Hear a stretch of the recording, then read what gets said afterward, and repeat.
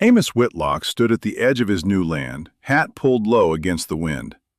The soil beneath his boots was the color of old ash, pale, cracked, threaded with fine cheatgrass that bent flat every time a gust came through. 3 days he and his wife had been unpacking crates, mending the porch step, driving nails into a roof that leaked dust more than it ever leaked rain. Now, for the first time, he let himself simply stand and look. The wind never stopped in Kansas. He'd known that before he came. But knowing a thing and standing inside it were not the same. It pulled loose soil off the flat in long gray ribbons, carried it past the fence line, past the barn, out toward the horizon where it simply vanished. He crouched, pressed 2 fingers into the ground. It gave way too easily, dry and weightless, nothing holding it together. Behind him, the cabin door creaked. His wife Clara came out with a shawl pulled tight around her shoulders, 2 cups of coffee in her hands. She didn't ask what he was looking at. She already knew. That evening, they sat at the table by lamplight, the wind still pressing against the walls outside. Amos turned his cup slowly, saying nothing for a long while. 40 acres, he finally said, and half of it's already blowing into the next county. Clara set her cup down. Papa said the soil's always been thin out here. Nobody's ever gotten much off it. Nobody's tried anything but wheat. He rubbed a hand over his jaw. Same as everyone else. Same as what's already failing. Clara didn't answer right away. Outside, a loose shutter rattled once, twice. We've got seed for this season, she said quietly. That's not nothing. It's not enough, either. Amos looked toward the dark window, toward the land he couldn't see but could hear, the wind moving over it, taking a little more each hour. I don't know what this ground needs yet, but I mean to find out before it takes everything we've got. Clara reached across the table and set her hand over his. Neither of them said the word afraid. They didn't need to. The next morning, Amos saddled his horse before sunrise and rode out along the section line, following the low ridge that marked the edge of his father-in-law's land. He wasn't sure what he was looking for, maybe just a sense of how far the damage ran, whether every stretch of ground out here was as thin and restless as his own. 2 miles east, past a dry creek bed, the land changed. He noticed it before he understood it, a darker line of green cutting straight across an otherwise pale field, tall enough to break the wind's path. Cottonwoods and willow planted in a long, deliberate row along the property line, their leaves turning silver side up in the gusts. Behind that row, the wheat stood taller than anything he'd seen since arriving. The soil didn't move. A man was working near the barn when Amos rode up, broad-shouldered, gray at the temples, sleeves rolled despite the cool morning. He straightened when he saw the rider, wiped his hands on his trousers, and waited without suspicion, the way a man does who's used to strangers passing through open country. "Mornin'," Amos called, reining in. "Didn't mean to intrude. I'm on the section west of here, married into the Hargrove place." Dietrich Voss. The man extended a hand, his grip firm, his English careful but sure. "You're welcome to water your horse." Amos dismounted, but his eyes kept drifting past the man toward the tree line. "Your wheat's standing a lot straighter than mine." Voss followed his gaze, and something in his face eased. Not pride exactly, more like a man recognizing an old question he'd answered many times before. "The trees," he said simply. "They break the wind before it breaks the ground." They walked the fence line together while Voss's own coffee went cold on the porch rail. He didn't explain much, didn't need to. He let Amos see it, how the soil behind the rows stayed dark and packed even where the field beyond it lay pale and loose, how the snow in winter caught along the trees instead of scouring straight across the flat. Amos crouched at the base of one cottonwood, dug his fingers into the earth. It held together in his palm, cool and faintly damp, nothing like the dust he'd left behind that morning. "How long," Amos asked, "before ground like mine would hold like this?" Voss was quiet a moment, watching the tree line bend and settle in the wind. 3 years, Maybe longer, depending on the ground. He looked over. And in that time, whatever land you give to the trees won't feed you. Wheat there instead, if you can. Keep it small, just enough to eat. He said it plainly, without warning or ceremony, a fact, not a caution. The trees don't ask to be fed, but they ask for time. Most men don't have the patience to give it. Amos said nothing for a while, only looked out at the dark soil holding firm beneath his hand. He thanked Voss, mounted his horse, and rode back west with the wind still at his back the whole way home, carrying, as it always did, a little more of somebody's ground with it. That night, Amos told Clara everything, the trees, the soil that held, the 3 years Voss had spoken of as plainly as a man stating the weather. Clara listened without interrupting, her hands still around her cup long after the coffee had gone cold. When he finished, she was quiet for a long moment. 3 years with no crop off that ground, she said. That's not a small thing, Amos. I know it. We'd have to make the rest of it carry us, all of it. She set the cup down. Small planting, no room for a bad season. I know that too. Clara looked at him, not with doubt, but with the particular steadiness of someone doing the arithmetic in her head and finding it possible, if barely. Then we plant wheat enough to eat, she said, and give the rest to the trees. Amos reached across the table, and she didn't pull away. They told her family 2 days later, gathered around a supper table that had gone very quiet. Her elder brother shook his head slowly.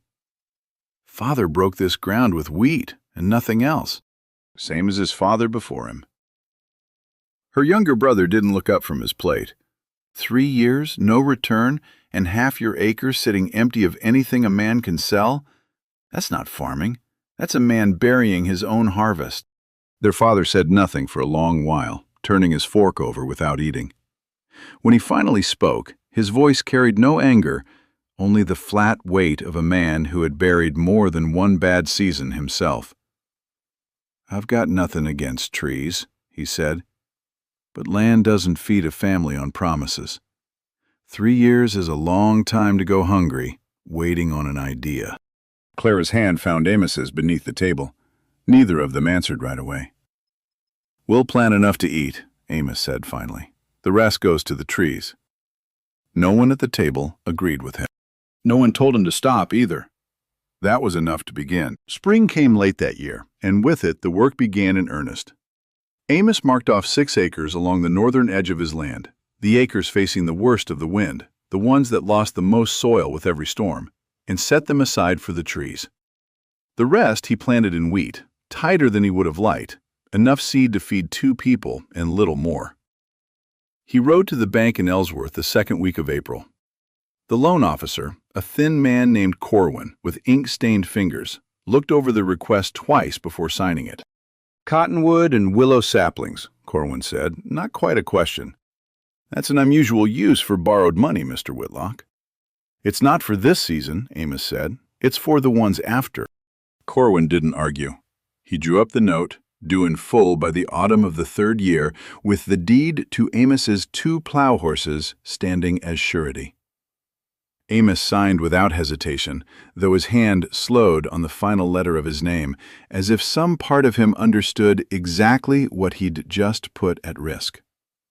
He came home with a wagon load of bare root saplings wrapped in wet burlap, and Clara met him at the gate before he'd even set the brake. That's not 6 acres of trees, she said, counting the bundles with her eyes. That's 10. Voss said the row needs to be thick enough to matter, or it isn't worth planting at all. Amos climbed down, rubbing the ache from his shoulders. Half measures don't break wind. Clara didn't answer right away. She walked the length of the wagon, touching one bundle, then another, doing the arithmetic she always did before she let herself feel anything about a decision. Then we'll need more than what the loan covers, she said finally. Twine, stakes, water enough to carry 'em through August? She was already turning back toward the house. I have Mother's silver spoons, and the good shawl I never wear. Clara. They're mine to sell, she said, not unkindly. And trees don't grow on what we don't have. He didn't argue with her either. By the end of the month, the spoons and the shawl had become 40 more saplings and a second roll of twine, and neither of them spoke of it again. Planting was slower than Amos expected, and harder. He'd watched Voss's rows from the fence line, taken their straightness for granted, but standing in his own dirt with a spade in his hand, he understood how little he actually knew. He set the first row too close to the property line, guessing at a distance that felt right rather than one he'd measured.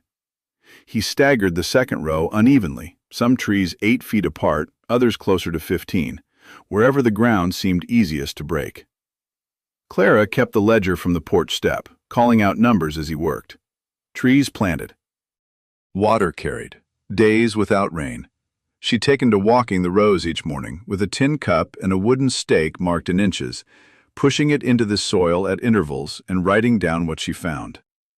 "Why bother measuring the ground itself?" Amos asked her one evening, when she came in with dirt under her nails and a full page of numbers.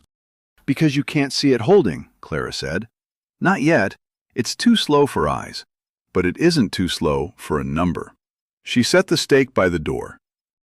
"If the ground's not changing, I want to know that before you sink one more spoon into it." He didn't have an answer for that. He only nodded and let her keep writing. Summer came hard and dry. Half the saplings in the first row, the ones planted too close together, fighting each other for what little water reached their roots, began to yellow by July. Amos noticed it 2 weeks before he admitted it to Clara, walking the row each morning and telling himself the color would turn. It didn't. By the second week of July, he pulled the dead ones out himself, one at a time, and counted 19 of the 60 he'd planted first. He stood at the end of the row a long while, the empty holes staring back at him like missing teeth. That evening he told Clara plainly, "I set them too close. I didn't know better." She didn't soften it, and she didn't scold him either. She only opened her ledger to a blank page and wrote 19 lost. Planted too near, first row at the top, the same flat hand she used for every other number in the book. "We'll replant in the fall," Amos said, "wider this time, like the second row." "With what money?" "With what's left of the loan." He rubbed his eyes. "It's less than I hoped for by August." Clara closed the ledger and set it on the table between them, and for a moment neither of them spoke. Outside, the wind pushed against the walls the way it always did, patient and unhurried, as if it had all the time in the world to wait them out. "Then we'll have less again next spring," Clara said finally. "But the ones that lived, they'll live wider spaced. That's not nothing, Amos." He looked at her, and something in his chest loosened, just slightly. "No," he said, "it's not." Word of what Amos was doing traveled the way word always did in a place with few fences and fewer secrets. Her elder brother rode past the North Acres in August and said nothing, only looked at the young trees a long moment before continuing on toward the house. Her younger brother was less quiet about it. 19 dead trees and no wheat where they stood," he said at supper one evening, not quite looking at Amos. "That's a season's wages standing in empty ground." "It's not empty," Amos said. "It's waiting. Waiting doesn't fill a granary." Their father said nothing that night, but Clara noticed he'd taken to walking the fence line himself some evenings, alone, stopping at the edge where the young trees stood thin and uneven against the flat gray horizon. Not to speak to Amos, not yet, only to look. By the time the first frost came, the wheat had come in modest but sound, enough to see them through winter with little to spare. The surviving trees stood bare-branched and small against the snow, 41 saplings out of the 60 in the first row, and the wider set second row untouched by loss. Clara's ledger closed the year with more debts than answers, but on the first heavy snowfall of December, Amos walked out to the North Acres before dawn and found something he hadn't expected. A low ridge of snow, several inches deep, banked up along the base of the young trees where the wind had lost its strength and let go of what it carried. Beyond the row, the open field lay scoured nearly bare, snow stripped away as fast as it fell. He stood there a long time in the cold, saying nothing, before he turned and walked back to tell Clara. Winter loosened its grip slowly that year, and when the thaw finally came, Amos walked the North Acres to see what had survived. The snowbank along the tree line had melted last of all, long after the open field lay bare and dry again. And when he dug his hand into the soil beneath where it had lain, he found it dark and workable 3 inches down. Soil that hadn't dried out the way the rest of the flat had. He carried a handful back to the house and set it on the table in front of Clara without a word. She turned it over with one finger, then reached for her ledger without being asked. March. Soil behind row still damp at 3 inches. Open field dry at surface. She looked up at him. That's the first number that said anything back. They replanted the 19 empty gaps that spring, wider spaced this time, the way the second row had been from the start. Amos borrowed nothing further to do it. What was left of the loan went instead toward seed and a second plow horse to replace the strain on the first, since the loan itself now hung over every decision he made. Corwin's note was due in full by the autumn 18 months out, and Amos had taken to counting the seasons the way another man might count coins in a jar. Never quite enough, never quite empty either. The second summer was kinder than the first, though not by much. The trees that had survived the winter grew steadier now, their roots settled, and along the row the wheat stubble left over from the previous fall stayed put in a way it hadn't on the open ground beyond. Clara walked the line most mornings with her stake and her tin cup, and her numbers began to tell a story even she seemed surprised by. 6 days after the last rain, she told Amos one evening, and the ground behind the second row still balls up in my hand. The open flats dust again by the second day. That means something? It means water's staying where it falls instead of running off or drying out. She closed the book. Whether that's enough to matter yet, I can't say. But it's not nothing. Not everyone was convinced by numbers in the ledger. Her younger brother rode past one August afternoon and reined in at the fence just long enough to look over the rows. Narrower gaps filled in now, the trees standing a little taller than a man's waist. Still nothing off that ground but sticks, he said. Not this year, Amos agreed. He didn't offer more than that, and after a moment her brother rode on without asking anything further. Her elder brother said less, but did more. Amos noticed him some evenings standing at the fence line long after supper, the way he had the year before, watching the trees bend and hold in the evening wind. He never crossed onto the land. He never spoke to Amos about it either. But twice that summer, when a rain came sudden and hard, Amos saw him out walking his own bare fields afterward, crouching here and there the way Clara did, as if checking for something he hadn't thought to look for before. Her father remained the most measured of the three. One evening in September, he rode over unannounced and walked the rows himself, saying little, running a hand along the bark of the tallest cottonwood the way a man tests the soundness of a fence post. "Your wheat's thin again this year," he said finally. "It is?" "But it's enough to eat." "It is that too." He nodded slowly, looking out over the rows toward the open flat beyond them, where dust still rose in the afternoon wind. 3 years, you said. To Voss. That's what he told me. Her father said nothing more on it, only mounted his horse and rode home in the fading light. Clara, watching from the porch, wrote nothing about the visit in her ledger. Some things, she said later, weren't numbers. The debt came due in Amos's mind long before it came due on paper. By October, with the note less than a year off, he began setting aside what little the wheat crop brought in beyond what they needed to eat. A jar on the shelf above the stove, filled slow and thin, counted every week by lamplight. "It won't be enough," Clara said one night, watching him count it for the third time that month. "Not by autumn next year. Not unless the wheat does better than it has." "I know it." "Then what happens if it doesn't?" Amos didn't answer right away.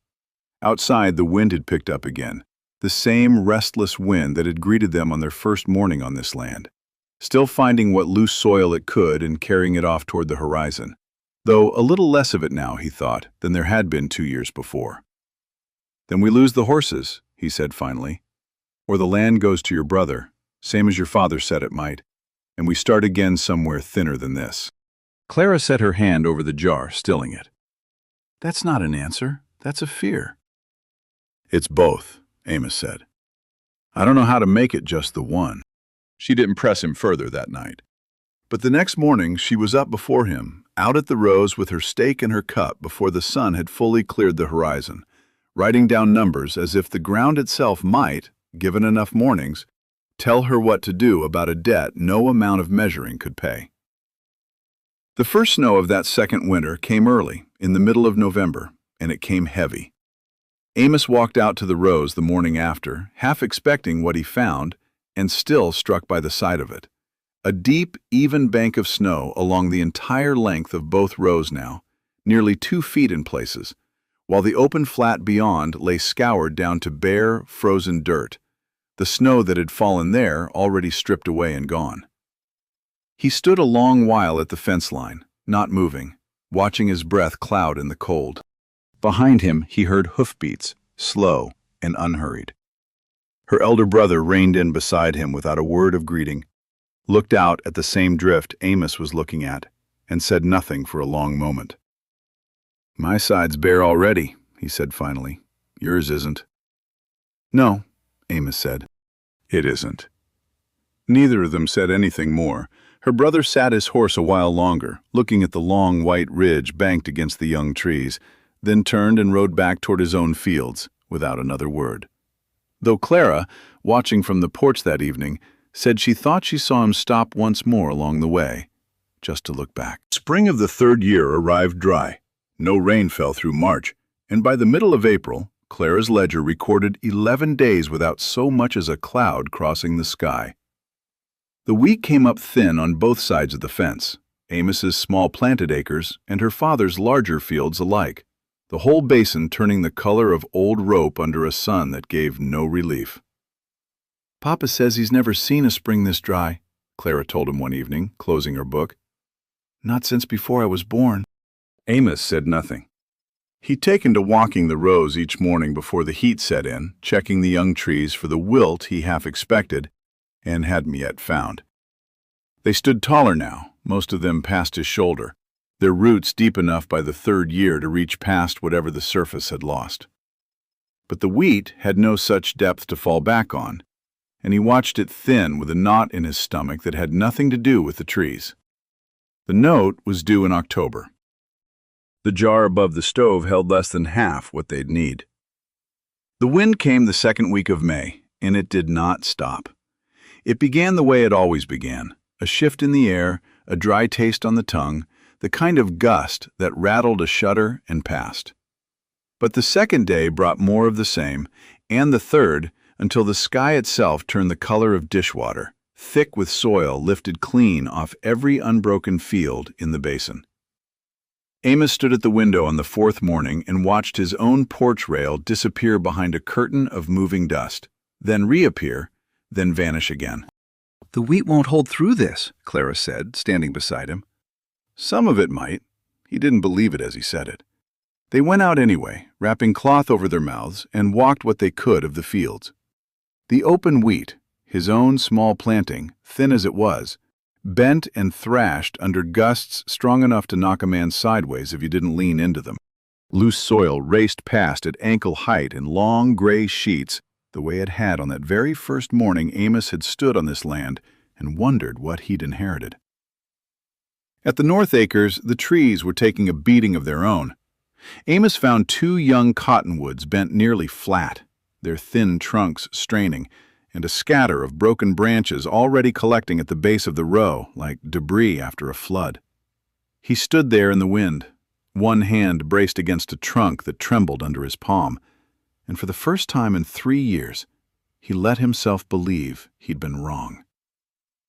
"They're not holding!" he shouted to Clara over the wind. "Look at them." Clara didn't answer at first. She crouched instead, digging her fingers into the soil at the base of the row, the wind tearing at her skirt and her hair coming loose from its pins. When she stood, her hand was full of dark, packed earth, nothing like the pale dust racing past them at knee height. "The trees are bending," she said. "The ground isn't going anywhere." Amos looked down at what she held. It wasn't proof of anything yet, not with the wind still screaming past them, not with 2 saplings snapped and a dozen more bent low enough to touch the ground. But he took her word for it, because there was nothing else to do but keep walking the row, checking what could still be checked, waiting. The wind held for 6 more days. It broke on the 12th day, dying off sometime in the night, and Amos woke to a stillness so complete it felt wrong after so long a noise. He was out the door before Clara had finished dressing. The open flat told its story first. Where his own wheat had stood, whole stretches now lay scoured down to a hard, pale crust. The topsoil that had carried the crop simply gone, drifted into shallow dunes against the fence posts and the north side of the barn. What wheat remained stood sparse and battered, roots half exposed in places where the ground around them had blown away entirely. He walked the rest of the section and found it worse the further he went.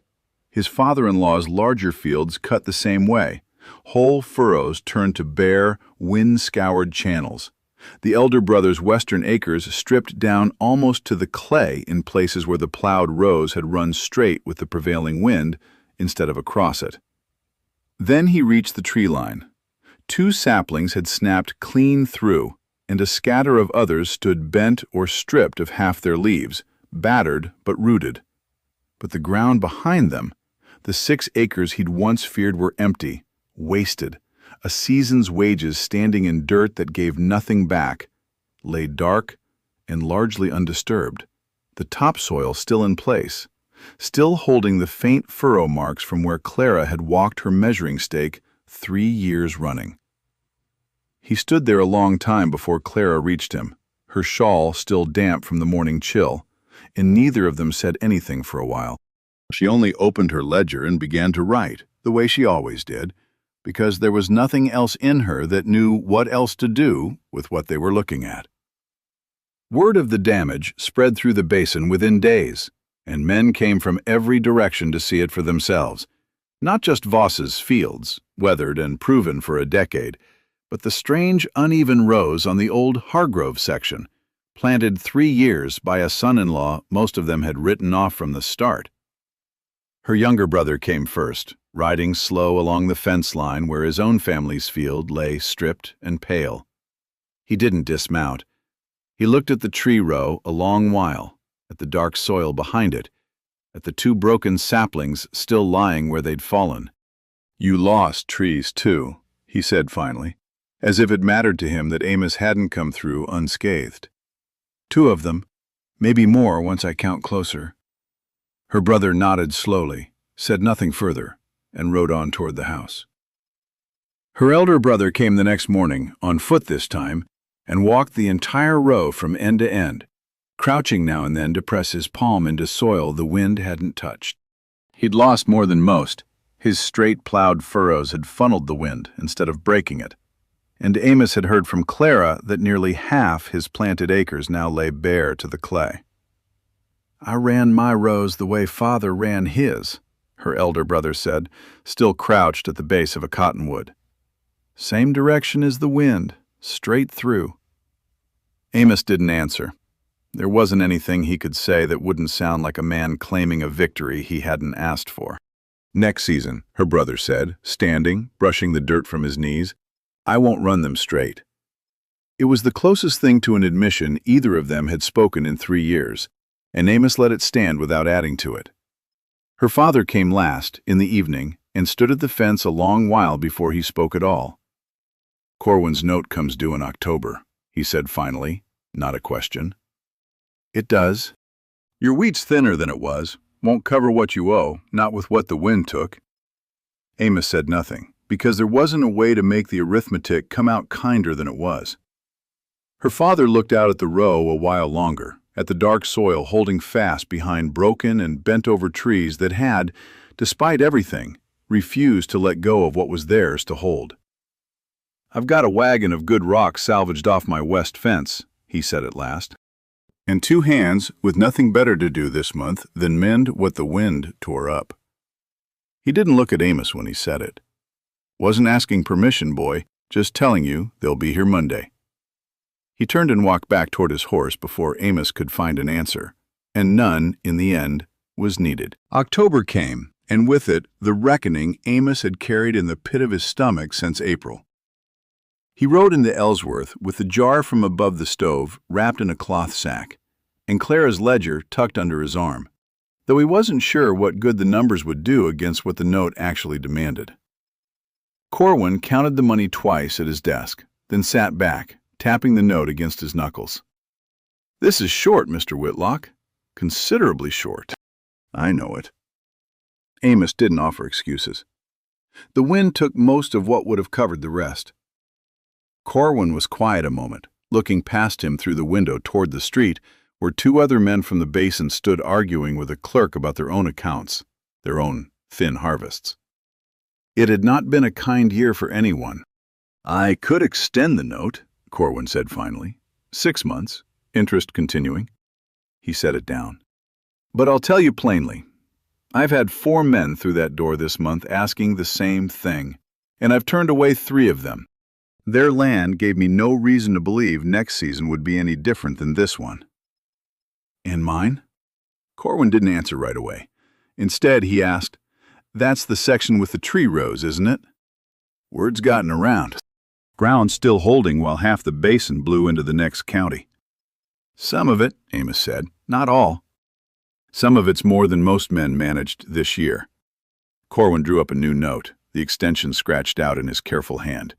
6 months, Mr. Whitlock. I'd think hard on what you plant between now and then."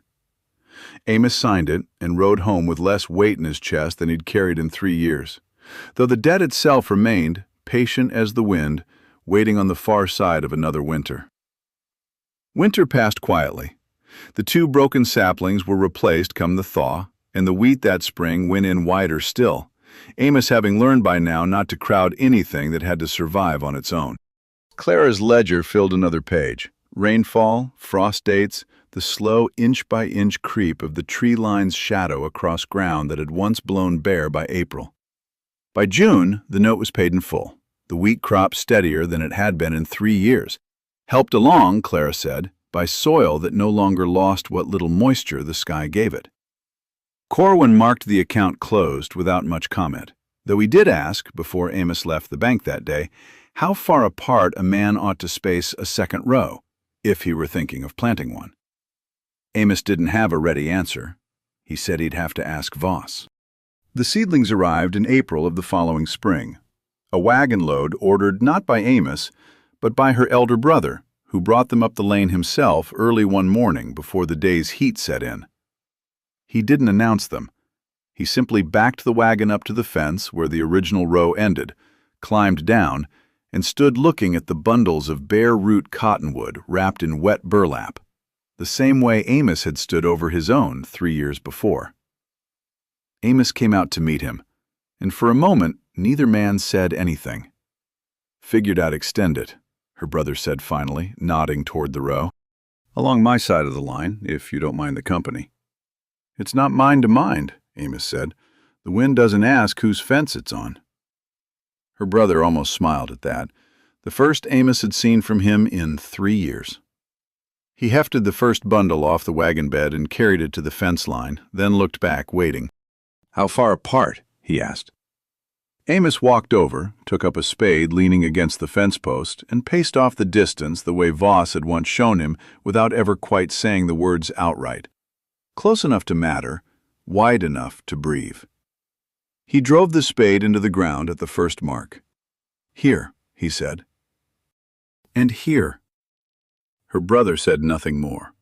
He picked up a second spade left over from seasons past, and together they began to dig, the 2 of them working the line in silence while the wind moved steady and unbroken over the open flat behind them.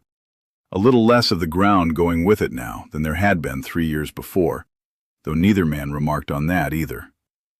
By noon, 6 new trees stood along the fence, thin and unremarkable, indistinguishable in that moment from 1,000 other saplings planted across 1,000 other failing acres in that basin. It would be 3 years before anyone could say whether they'd hold. Neither man seemed in any hurry to find out. They simply kept digging.